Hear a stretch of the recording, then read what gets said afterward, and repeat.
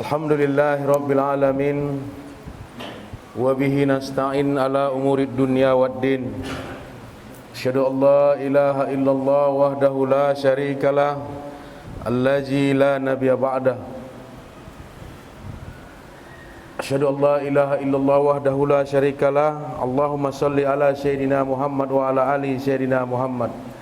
Qala Allah Ta'ala fil Qur'anil Karim, na'udzubillahi minasyaitonir rajim. Bismillahirrahmanirrahim.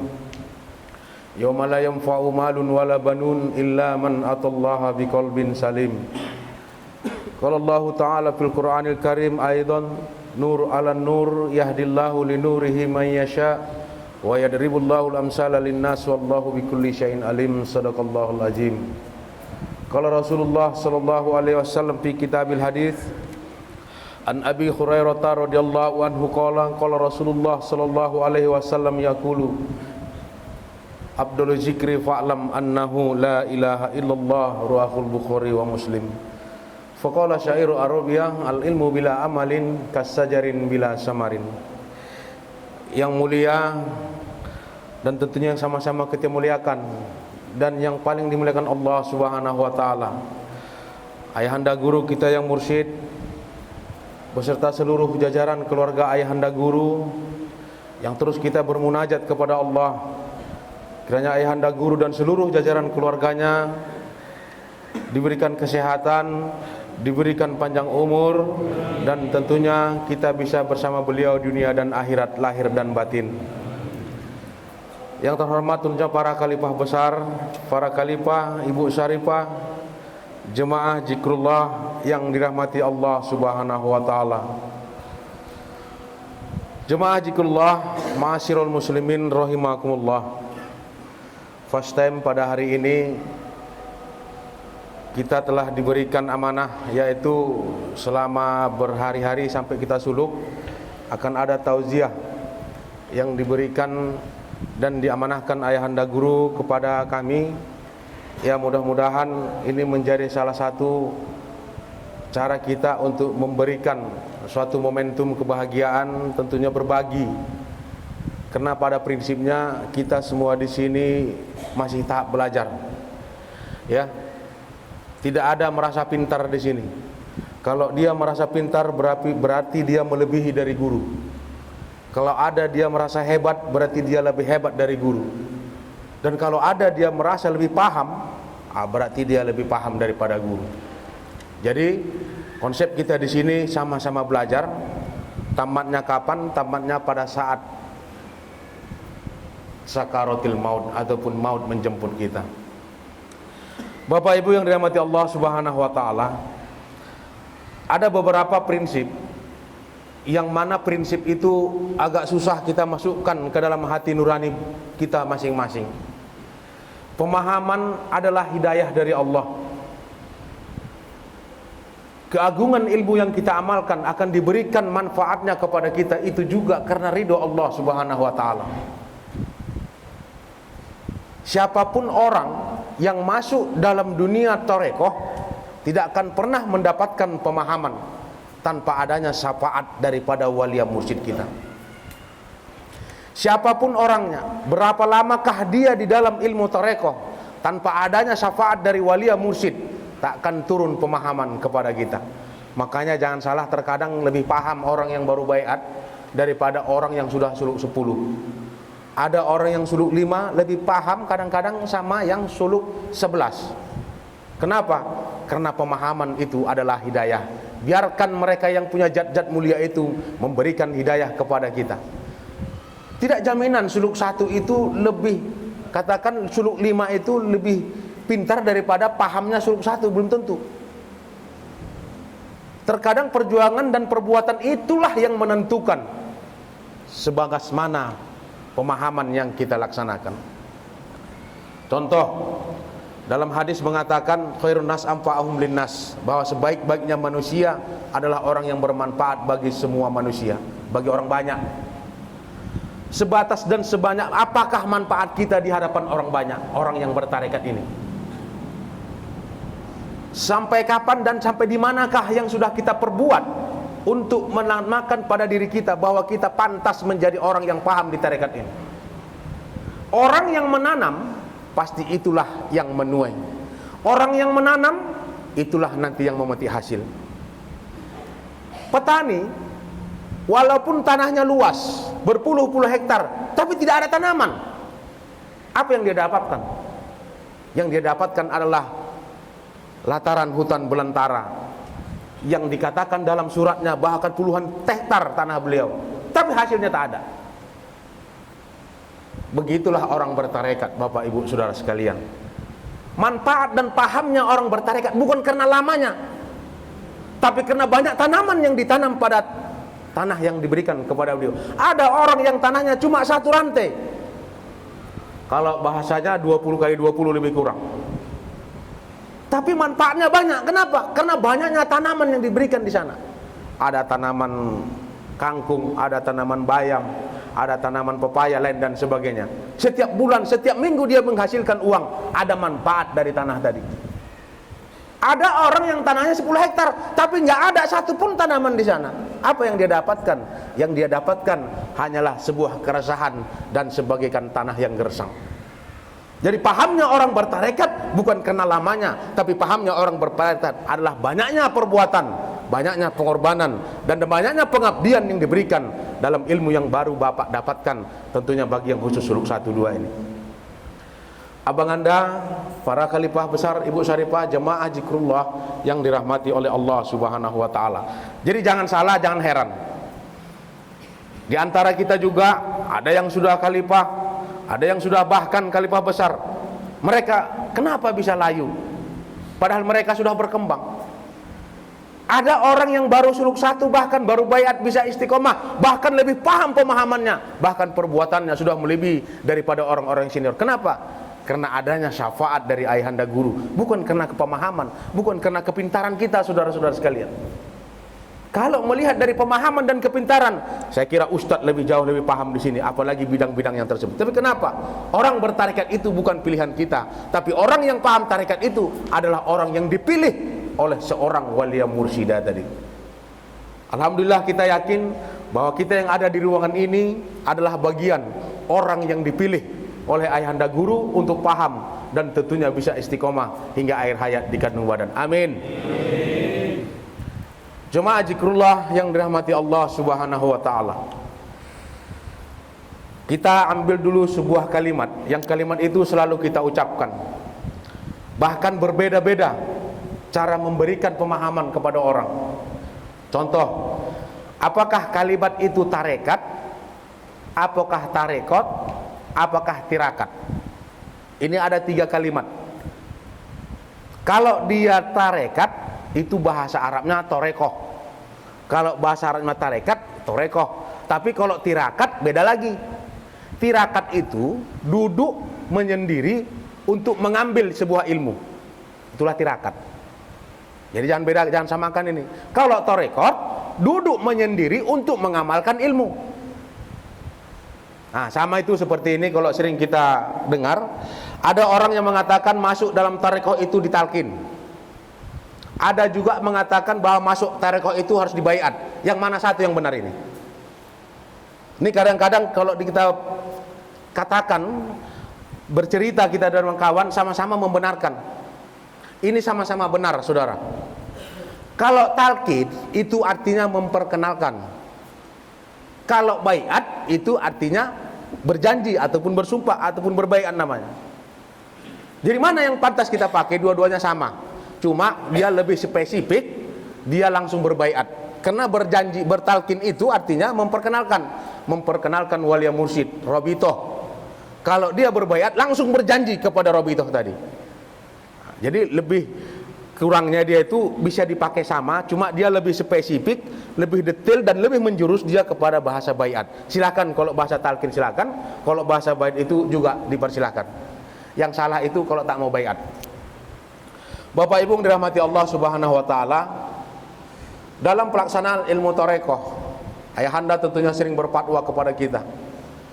Ayahanda selalu mengatakan bahwa ilmu tarekoh ini, berzikir ini lebih tinggi daripada wajib. Di mana maknanya tadi? Apa alasannya tadi? Kenapa di atas wajib tadi? Abang anda jemaah zikrullah yang dirahmati Allah Subhanahu wa taala.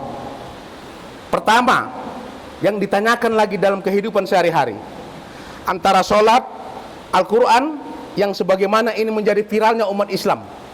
Yang ketiga adalah masjid. Tiga ya, satu lagi saya cakapkan, sholat, masjid, Al-Quran.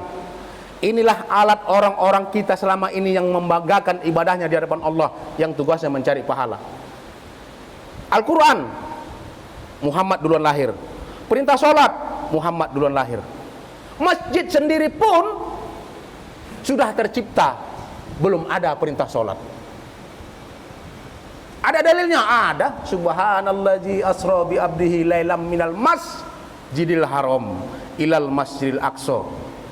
Jelas ini. Muhammad tuh berangkat ke Sidratul Muntaha mulai wasilahnya Jibril dari masjid. Padahal dia dari masjid untuk mengambil perintah 5 waktu sehari semalam. Mana duluan tercipta masjid dengan sholat? Masjid. Sholatnya kapan? Berangkat dia dulu ke langit, ke Sidratul Muntaha. Itulah ada perintah sholat tadi itu.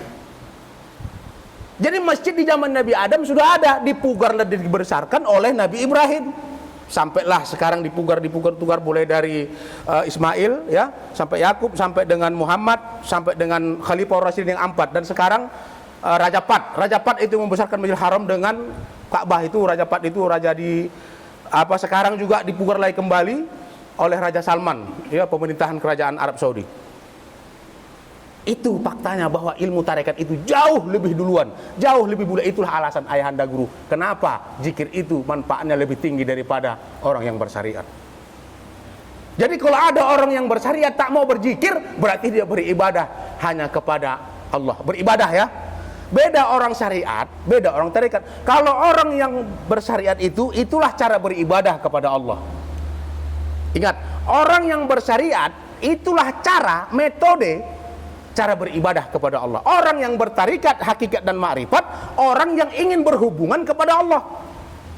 Beda konsep ini. Orang yang berhubungan kepada Allah sudah pasti ibadah. Tapi orang yang beribadah kepada Allah belum pasti berhubungan kepada Allah. Silahkan tanya saudara-saudara kita yang belum berbaiat, belum berjamaah tadi. Ini fakta yang harus kita hadapi, bapak-bapak, ibu-ibu, saudara-saudara sekalian. Para beriman mengatakan subhanallazi asra bi abdihi lailam minal masjidil harami ilal masjidil aqsal ladzi barakna haulahu linuriyahu min ayatina innahu samiun basir. Tadi malam baru dikupas oleh Bapak Khalifah besar Ustaz Nasruddin dari Manggala 25 ya. Itulah maknanya tadi, bahwa sholat itu belum ada tapi fasilitasnya sudah ada. Itulah masjid. Masjid itu artinya tempat sujud. Fil madinya sajadah. Sajadah itulah itu. Jadi kalau kita sudah melaksanakan ibadah, belum tentu kita berhubungan dengan Tuhan. Tapi kalau sudah kita berhubungan dengan Tuhan, itulah melebihi daripada ibadah. Makanya lebih tinggi, lebih mulia orang yang melakukan zikir kepada Allah, ingat kepada Allah, daripada orang hanya beribadah kepada Allah. Itu makna sebetulnya. Cuma zikrullah yang dirahmati Allah Subhanahu wa taala. Lalu mengapa kita mati-matian di tarekat ini? Mengapa kita habis-habisan? Ya, kalaupun merasakan itulah. Kenapa? Sesuatu yang paling mulia di hadapan Allah, jangankan di hadapan Allah, sesuatu yang mulia di hadapan manusia pasti harganya mahal. Ini fakta ini. Sesuatu yang harganya mahal pasti susah untuk didapatkan. Sesuatu yang sudah didapatkan yang harga mahal pasti susah untuk dipertahankan. Dan sesuatu yang susah dipertahankan, agar hancur-hancuran kita rasakan, apapun ceritanya harus kita pertahankan. Ini fakta integritas yang diberikan Allah kepada kita melalui pertama kita berhubungan kepada Allah. Itulah namanya baiat. Makanya orang berbaiat itu, Pak, andai kata kita ini moncot nih, Bapak udah suluk sekian, suluk moncot, kita nggak aktif lagi, kita lebih hina, Pak, daripada orang yang belum berbaiat itu. Lebih hina kita. Contohnya Bapak ini mau moncot nih, lebih hina Bapak nanti setelah nanti Bapak udah masuk baiat ini tiba-tiba hilang. Lebih hina kita, Pak, daripada orang yang belum pernah sama sekali berbaiat itu. Kenapa? Sehina-hinanya mereka belum pernah berjanji kepada Allah Subhanahu wa taala. Sehina-hina mereka belum pernah mereka berbaiat di hadapan Allah Subhanahu wa taala. Kita sudah pernah, Pak. Alaika humul khosirun, atas kalianlah kerugian. Wa ma yudillul illal fasikun. Siapakah orang yang fasik itu? Mereka Allazi yanqudu min ba'di mitsaqi, orang yang telah berjanji tapi dia sia-siakan perjanjian tadi itu. Ada dua hadiah yang diberikan Allah kepada kita. Allazi yanqudu min ba'di mitsaqi tadi itu. Yang pertama, wa ma yudillul illal fasikin. Kitalah ciri-ciri orang yang fasik. Yang kedua, alaika humul khosirun. Atas mereka lah kerugian yang maha besar. Itulah hadiah yang diberikan Allah kepada kita. Samalah kita Pak sama kaleng-kaleng yang di depan posko sana. Nanti lewat nanti mobil Pajero ditabrak belok kanan. Lewat nanti mobil kereta Vario nanti ditabrak nanti belok kiri. Masuk nanti angkong nanti ditabrak naik ke atas. Tiba-tiba datang tronton diangkat naik ke pokok sawit. Apa enggak luntang lantung kita secara hakikat. Jadi jangan sempat niatkan itu. Jangankan lakukan, niatkan pun jangan. Itulah ngerinya bertarekoh tadi. Bapak Ibu dirahmati Allah Subhanahu wa taala. Jadi dalam melaksanakan ibadah tarekat ini, karena kita adalah pilihan Allah Subhanahu wa taala ini, memang tidak luput dari sebuah tantangan yang maha dahsyat, Pak. Ayahanda waktu hari pertama mengatakan jangan ada salah niat. Jangan ada niat apapun di muka bumi ini kita masuk tarekat ini kecuali dua. Yang pertama ingin bertobat dan yang kedua ingin mendekat. Bertobat kepada Allah baru mendekat dia kepada Allah. Tidak akan bisa kita mendekat kepada Allah kalau sebelum bertobat. Kalau ada niat Bapak untuk sehat walafiat, tak salah. Ada niat Bapak Ibu di sini untuk sukses, enggak salah. Cuma ujung-ujungnya nanti menyalah. Kenapa? Begitu Bapak sukses, Bapak tinggalkan ini. Yang paling parahnya, begitu kita enggak sukses, makin membosankan amalan ini, kita tinggalkan ini. Kalau cita-cita kita tak berhasil, kalau berhasil pun kita tinggalkan karena sudah selesai, tak berhasil pun apalagi, enggak ada gunanya. Hanya dua syarat kita bisa bertahan di sini. Apa itu? Taubat dan mendekat diri kepada Allah Subhanahu wa taala. Jadi siapa ada niat Bapak Ibu yang sekarang ini di luar daripada yang dua ini, sekarang boleh direvisi ulang. Masih ada beberapa hari lagi. Boleh direvisi ulang. Ya Allah, aku salah niat aku ya Allah, please ya Allah, aku tolonglah, aku tukarlah niatku. Bilang aja bagus-bagus, enggak apa-apa. Supaya apa? Supaya ada keistiqomahan kepada kita. Bapak Ibu yang dirahmati Allah, kita jangan takut, jangan ragu ya bertarekat ini. Tarekat itu ya memang yang bersanad ya. Ini nanti kita bahas lagi, ini banyak lagi nih penceramah-ceramah kita akan diturunkan. Dalam pelaksanaan ilmu tarekat Pak, yang diperhatikan pertama di kita ini adalah keistiqomahan. Ada istilah di sini seperti gelombang. Saatnya nanti dia naik gelombangnya 6 meter sampai 7 meter. Jangankan kapal sampan, kapal peri pun hancur dibikinnya, saking tingginya gelombang tadi itu. Tapi ada saat nanti sampan dari tong sampah itu kan ada tuh yang didayung itu. Kadang-kadang itu pun karam. Ada gelombang tadi itu. Nanti semangatnya dia nanti suluk, kemana pun ikut suluk, kemana pun ikut tawaju, beramal 4 khatam 1 hari 1 malam. Tapi kalau pelitnya 17 setan, kalau pelitnya 17 iblis, jangan harap pemahaman itu akan datang. Apa firman Allah mengatakan, lan tanalu birra hatta yunfiqu mimma tuhibbun, kata Allah tadi.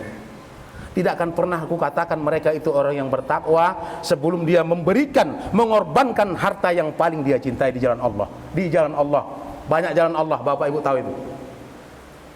Jadi ketakwaan di hadapan Allah itu, mutlak di hadapan dia, mengatakan bahwa kau orang bertakwa pada saat kita memberikan harta yang paling kita cintai di muka bumi tadi itu. Bapak mau menikah, ini anak dicintai nih.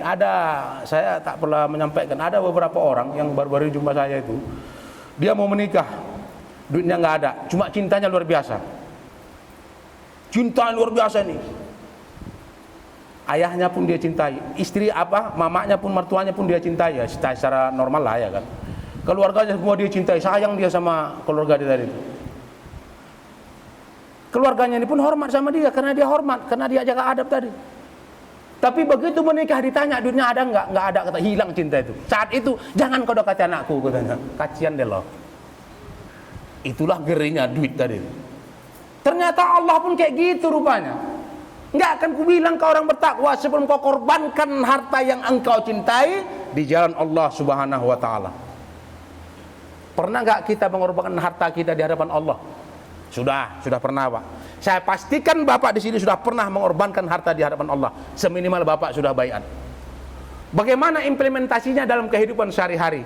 Agar kita memberikan harta yang kita cintai di hadapan Allah, maka turunlah rahmat, turunlah ridho, turunlah syafaat, turun juga hujan rahmat namanya. Jadi kalau kita sudah bertarekat, sebenarnya hati itu sudah lemah. Kenapa lemah tadi itu? Karena ada di situ nada-nada yang tidak pelit, nada-nada yang tidak sombong, nada-nada yang sok paten, sok ganteng, sok cantik. Kalau ganteng-ganteng aja, kalau cantik-cantik aja, jangan ada soknya. Sehebat apapun cinta kita kepada istri anak kita, kalau tak ada duit Pak, tak selesai itu permasalahan itu. Coba kita kepada keluarga kita tadi itu. Anak kita sekolah 1 bulan, 1 minggu, mengutang pun kita sanggup sampai bertahun-tahun kita bayar tadi itu. Untuk keselamatan dia di dunia. Apakah bisa orang tua menyelamatkan anaknya di akhirat? Nggak bisa Pak, hanya memfasilitasi bisanya. Apa fasilitasnya tadi itu? Disekolahkan dia di pesantren Darul Paroh, contoh nih. Bisa dia ngaji. Apa katanya ayahnya? Mudah-mudahan bisa dia mendoakan aku nanti. Mudah-mudahan dia bisa nyolatkan aku nanti. Kan gitu kan? Ngapain kita harapkan orang? Kapan dia membahagiakan dirinya? Semua untuk keluarga, untuk dia kapan? Akhirnya apa katanya? Begitu dia melaksanakan tadi itu tak sesuai dengan cita-cita orang tuanya, kecewalah orang tuanya. Anaknya biasa-biasa saja. Ini saya sampaikan, di dalam ilmu tarekat ayahanda yang bimbing ini sekarang ini, nggak ada konsep orang tua bisa menyelamatkan anak, itu nggak ada konsepnya, kecuali diarahkan ke tarekat ini. Suluk 1 untuk diri kita pribadi, suluk 2 untuk orang tua, suluk 3 untuk guru. Nggak ada untuk anak suluk Bapak Ibu Saudara sekalian. Suluk 4 bebas tapi sopan. Tak ada lagi untuk si A, si B, si C itu. Jadi kalau Bapak Ibu cinta sama anak itu, baiatkan, sulukkan. Hanya itu konsep bisa menyelamatkan anak kita di akhirat nanti. Tak ada lain, tak ada, bukan. Kalau masukkan ke pesantren sampai ke Hong Kong sana, sampai ke Kairo sana, Baghdad yang sering dibilang ayahanda guru itu ilmu. Bahkan zaman sekarang ini orang yang masuk tarekat itu, bahkan orang yang paling payah masuk tarekat itu orang yang paling banyak ilmu syariatnya. Kenapa? Karena otaknya selalu berdansa. Yang di sana ditanya iman, bukanlah sebuah pemahaman logis. Ada yang sudah al-hafiz kita baiat itu di Duri itu. Ada 3 orang itu. Ada yang marotil, ada yang guru al-hafiz lagi, guru tahfiz. Apa yang dirasakan sampai sekarang? Cuma 1 kali tawaju, ceng sampai sekarang. Ya maka rata-rata orang masuk tarekat itu Pak, orang yang betul-betul tidak tahu apapun di muka bumi ini kecuali keesaan Allah Subhanahu wa taala ini. Bapak Ibu yang ada di sini yang bertahan ini. Ada yang mau pulang? Ada yang mau pulang? Saya dulu mau pulang Pak. Cuma saya nggak jadi pulang. Kenapa? Karena saya terjerumus ke jalan yang benar. Lebih bagus kita Bapak Ibu terjerumus ke jalan yang benar daripada kita benar-benar terjerumus ke jalan yang hina.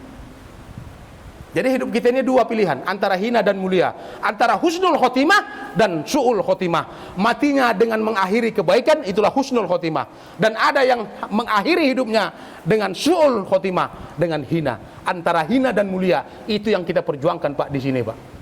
Sekarang terserah pilihan, apakah Bapak ingin hina, apakah ingin mulia. Ada di hadapan Bapak semua. Syaratnya kita percaya dan istiqomah kepada walia mursyida.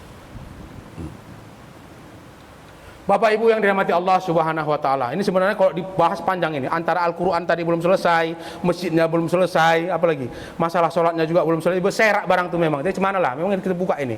Ini yang belum pernah kita sampaikan. Kenapa? Banyak orang yang tidak mau bertahan di tarekat ini, kalau kita ajak bertarekat jawabannya apa? Wis lah Pak, aku biasa-biasa. Ada kan orang kayak gitu kan? Bu, masuk tarekat aja lah Bu, wis lah aku biasa-biasa. Kan banyak gitu kan? Ada lagi nanti orang tarekat, ya yang pentingan sholat. Yang penting sholat. Sholat itu belum ada, orang sudah ada yang di neraka guys. 11 tahun kenabian Muhammad, umur 50 tahun diperintahkan Muhammad oleh Allah, Muhammad naik ke langit. Pada saat 11 tahun lah Muhammad umur 51 tahun dia jadi nabi, baru ada perintah yang namanya sholat turun ke bawah. Orang yang berbaiat pertama itulah Sayyidina Ali. Itu umurnya 16 tahun. Anak santri ada sini yang 16 tahun baiat? Ada ya, katakanlah ada itu. Dan orang yang dewasa, yang sudah tua, katakanlah dewasa, seumuran saya kan udah 50 tahun nih kan. Kalau yang lebih muda banyak ini. Itu yang pertama berbaiat berjanji di hadapan Rasulullah itu adalah Abu Bakar As-Siddiq. Jadi ada dalil-dalilnya Pak. Itulah namanya Aqabatul Ula. Orang pertama yang masuk untuk berbaiat itu adalah Sayyidina Ali, pertama-tamanya. Jadi Bapak Ibu yang dirahmati Allah Subhanahu wa taala. Jadi ilmu tarekat ini kalau kita bahas secara fikihnya, kita lihat dari paparan Imam Syafi'i, dari paparan Imam Hambali, Hanafi dan Maliki. Pak, nggak nyambung Pak, karena ini ulama fikih, bukan ulama tarekat, bukan ulama hakikat. Imam Syafi'i sendiri pun udah berbaiat dengan siapa? Dengan Imam Ja'far, silsilah keberapa itu? Dari Rasulullah. Berbaiat dia. Cuma dia tidak mursyid, maka dia tidak mengajarkan ilmu tadi. Yang diajarkannya paham dia. Apa itu paham dia? Itulah namanya fikih. Bagaimana toharoh, bagaimana wudu, bagaimana tayamum, bagaimana bersuci, bagaimana sholat. Dia menyampaikan itu, nggak diajarinya. Coba Bapak Ibu cari dulu di muka bumi ini. Ada nggak buku tuntunan sholat? Ada. Ada Pak. Coba Pak, ini tandanya Bapak nggak ngantuk ini. Kalau ibu-ibu saya nggak nampak. Karena silo ini kameranya tadi, mungkin karena masuk TV One mungkin kita kan. Ada nggak buku tuntunan sholat Bapak dapatkan? Ada. Cara sholat ada. Cara wudhu sholat ada. Niat sholat ada. Rukun sholat ada. Kira-kira Bapak mau sholat perlu nggak harus sekolah pesantren?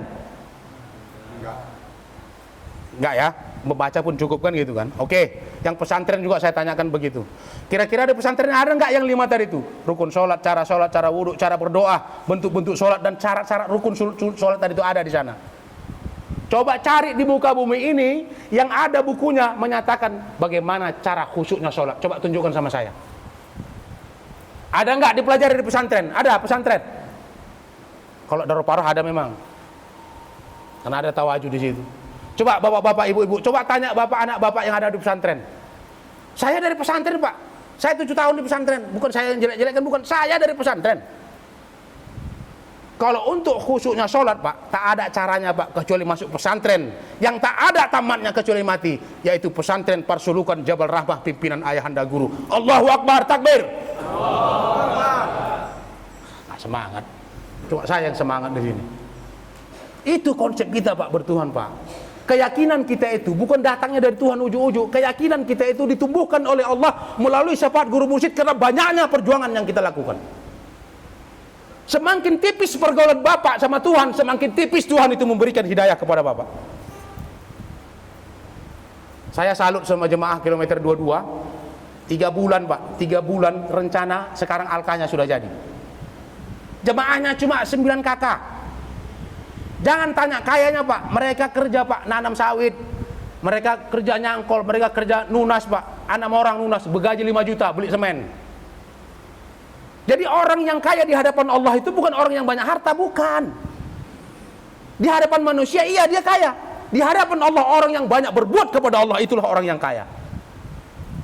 Kenapa bisa? Karena yang ditanya iman, bukan harta yang ditanya. Kalau manusia membentuk ibadahnya dikarenakan banyak hartanya, akan hancur selama-lamanya. Kenapa? Karena hartanya pun tak tahu dapatnya dari mana.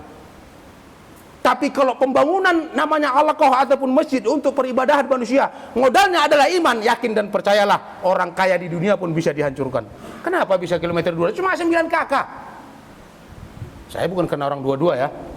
Sebetulnya saya di depan rumah saya itu bisa dilakukan sekarang. Banyakkah orang yang tidak punya akal? Banyak Pak. Apakah karena orangnya miskin? Tidak.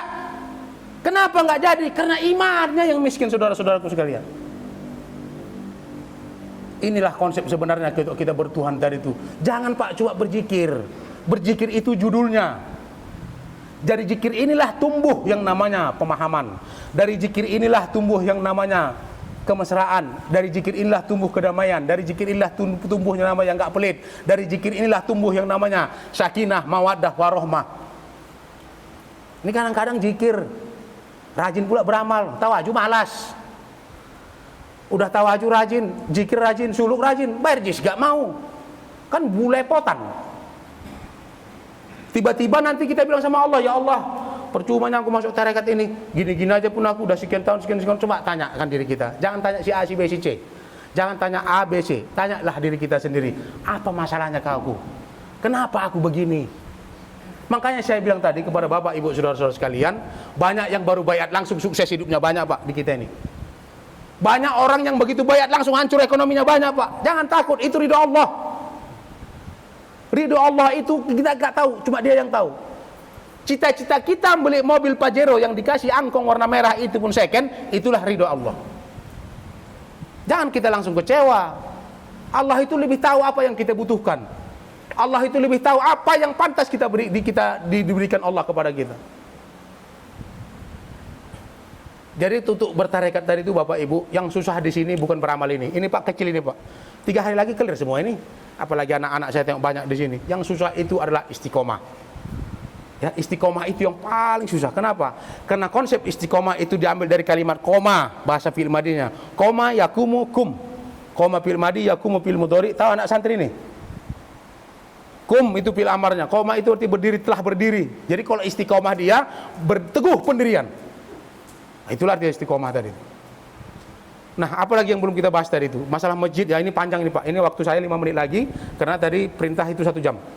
Bapak Ibu yang dirahmati Allah Subhanahu wa taala, lalu apa makna daripada pelaksanaan kita bertarekat ini? Kita ambil kesimpulan-kesimpulan sajalah ya. Sekali saya sampaikan, orang yang melaksanakan sholat tanpa tarekat berarti itu cara beribadah kepada Allah. Dan orang yang beribadah dengan ada pimpinan hakikat secara ruh, itulah namanya orang yang berhubungan kepada Allah. Maka sahlah dikatakan kita ahli sunnah wal jamaah. Tahu nggak Bapak pahamnya ini? Sering kita dengar-dengar itu. Selagi kita masih ahli sunnah wal jamaah, masuk surga kita. Selagi kita ahli sunnah wal jamaah, jangan ikuti itu bid'ah, itu haram, itu gini-gini. Coba tanya, apa yang namanya ahli sunnah wal jamaah itu? Maksudnya itu apa coba? Apa coba yang dinamakan ahli sunnah wal jamaah? Kalau ahli sunnah dia, artinya orang yang mengamalkan perintah melalui fatwa dari Allah, itulah firman, dan sabda ataupun hadis dari Rasulullah, itulah namanya hadis. Itulah namanya ahli sunnah. Lalu dikatakan ahli jamaah. Jamaah itu satu kumpulan, itu jamaah taksir, menandakan banyak. Jamaah itu orang rame, pasti ada pimpinannya. Nggak ada kumpulan atau yayasan, organisasi, persatuan, ikatan yang tidak ada pimpinannya. Jadi kita jamaah ahli sunnah. Sunnah siapa? Sunnah perintah Allah Al-Quran dan sunnah Rasul. Lalu jamaah siapa lah kita? Kalau kita di hadapan Allah, kita namanya hamba Allah Bapak. Di hadapan Rasul, kita namanya umat. Lalu kita jamaah siapa guys? Jemaah siapa Bapak Ibu ini? Jemaah siapa? Ayahanda guru. Itulah yang namanya kan ahli sunnah wal jamaah. Jadi kalau ada mengatakan orang ahli sunnah wal jamaah tak ada pimpinannya secara rohani, itu bohong itu. Wali mursyid. Bersyukur kita Bapak Ibu punya seorang wali mursyid tadi yang bersanad kepada Rasulullah. Kitalah yang sah, mutlak, meyakinkan, tajam, akurat dan terpercaya bahwa kita adalah ahli sunnah wal jamaah. Baik Bapak Ibu, alhamdulillah sudah selesai tugas saya. Ya mudah-mudahan nanti apa yang saya sampaikan ada guna manfaatnya kepada Bapak Ibu, amalkan. Kalau memang tak ada, buang jauh-jauh. Semua yang kita lakukan ini kita masih sama tahap belajar, tak ada yang hebat, tak ada yang pintar. Selagi memang orang itu mengaku hebat dan pintar, berarti lebih mulia dia daripada wali mursyid kita. Itulah konsep kita, bahwasanya prinsip kita bertuhan yang paling susah itu adalah istiqomah. Mudah-mudahan Bapak dan Ibu bisa istiqomah bersama-sama hingga akhir hayat di kandung badan. Amin ya rabbal alamin. Demikian kepada abang anda, terkhusus kepada ayahanda guru, kepada abang anda dan seluruh jajaran keluarga, saya mohon maaf. Terkhusus kepada Bapak Ibu para khalifah, saya mohon maaf, mana tahu di sana sini ada perkataan, saya mohon maaf lahir dan batin. Maaf apa enggaknya? Sekali wah. Jadi itu aja yang bisa saya sampaikan, mudah-mudahan bermanfaat dunia dan akhirat. Nasrun minallah wa fathun qarib wa basyiril mu'minina ihdinas siratal mustaqim. Assalamualaikum warahmatullahi wabarakatuh.